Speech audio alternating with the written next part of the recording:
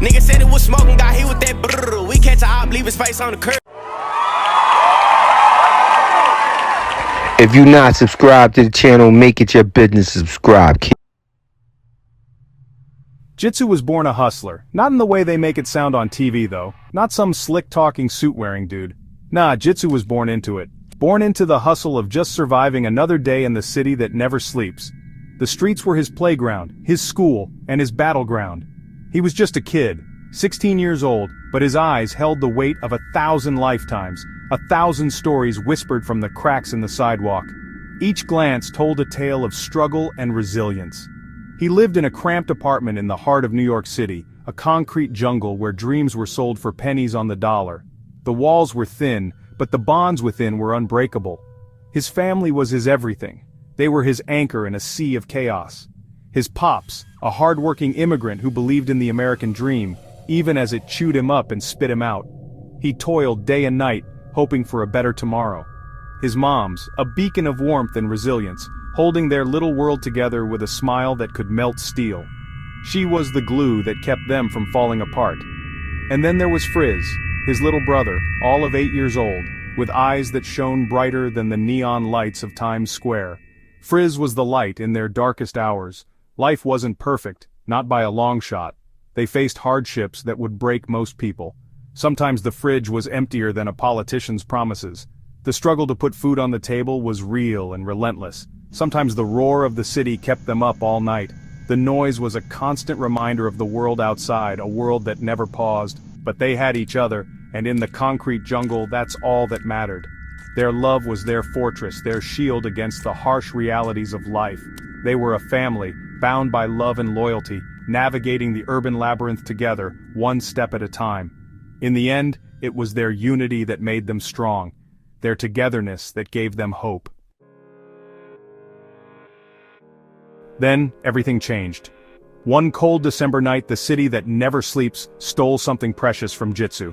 A drunk driver, a screech of tires, a deafening crash that echoed through the canyons of steel and glass. His parents, gone in a blink. Just like that, the world tilted on its axis, and Jitsu's life was split in two, before and after. He remembered the sterile white walls of the hospital, the smell of antiseptic stinging his nostrils, the way his hand felt small and insignificant holding onto his brother's, both of them trembling.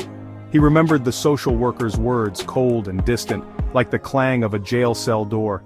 He remembered the fear in Frizz's eyes, a fear that mirrored his own. Suddenly 16 felt like 60. The weight of responsibility, heavier than any barbell he could ever lift. He had to be strong for Frizz. He had to be the protector, the provider, the father, the mother, all rolled into one. He couldn't let the city break them, not when he still had Frizz to hold on to. The streets of New York City became Jitsu's classroom, its symphony of sirens and shouts, his harsh education. Every corner, every alleyway, was a lesson in survival, a test of his resilience and wit.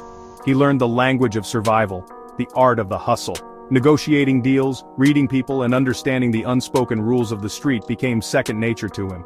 He ran errands for the bodega owner, a kind-eyed man with a gruff exterior, who slipped him extra food for Frizz. This small act of kindness was a lifeline, a reminder that even in the harshest environments, humanity could still be found.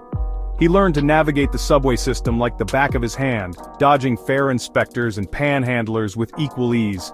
The underground maze became his playground, a place where he could move unseen and unchallenged.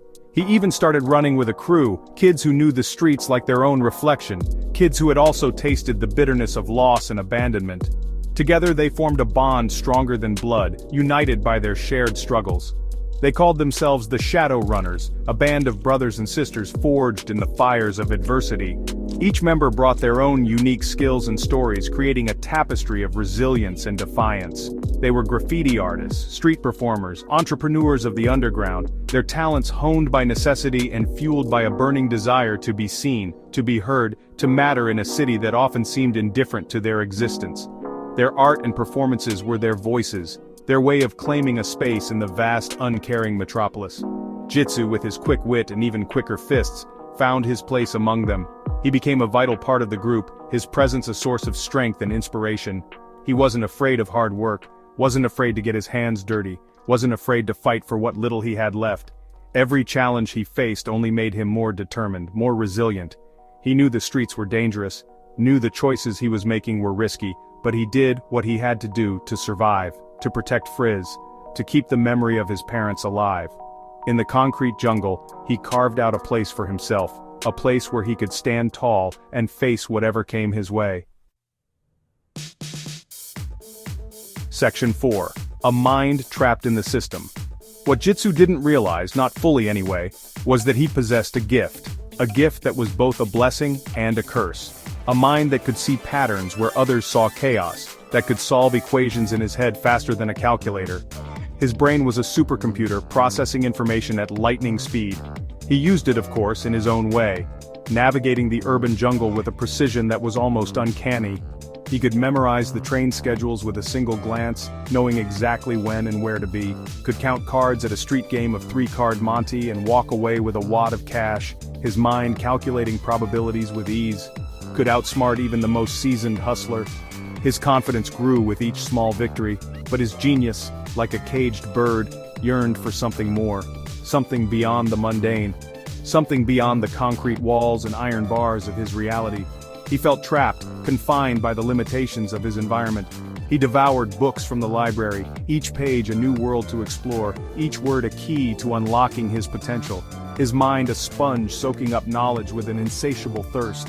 He read voraciously, never satisfied, always hungry for more. He saw the world through a different lens, one that revealed the hidden intricacies of life, understood the complexities of physics and the beauty of mathematics in a way that most people couldn't even comprehend. Numbers and formulas were his language, yet his intelligence was a double-edged sword. It isolated him, made him feel like an outsider. It set him apart, made him different, made him a target. People didn't understand him, and what they didn't understand, they feared. The same teachers who praised his intellect also underestimated his potential, failing to see the depth of his abilities, labeling him a troublemaker, a lost cause. They couldn't see past his defiance to the brilliance that lay beneath. The legal system, with its blind justice and its systemic biases, saw him as a statistic, another number in their files, a product of his environment, a criminal in the making. But Jitsu was more than that. He was a mind trapped in the system, yearning to break free. Section 5, Scars and Stripes, one wrong move, one bad decision, one desperate act to protect his brother. That's all it took for Jitsu to get caught in the system's web. He was labeled a delinquent, a menace to society, his intelligence dismissed as cunning, his resilience mistaken for defiance.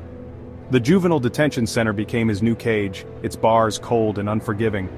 He was stripped of his name, given a number, treated like just another face in the crowd. The days bled together in a monotonous routine of stale meals, pointless workshops, and the ever-present threat of violence lurking beneath the surface. But even within those walls, Jitsu refused to be broken. He clung to the memories of his family, to the love that fueled his every breath, to the hope that one day, somehow, he would break free from this concrete tomb and build a better life for himself and THIIS. He devoured books from the meager library, his mind his only escape from the suffocating reality of his confinement.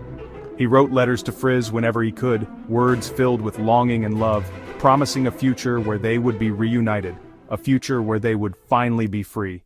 Peace, this is Lashim the God. I hope y'all enjoyed this movie about my character, Jitsu. He's a character that I created. I written and directed this movie. I hope y'all enjoyed it. Drop your comments in the comments section.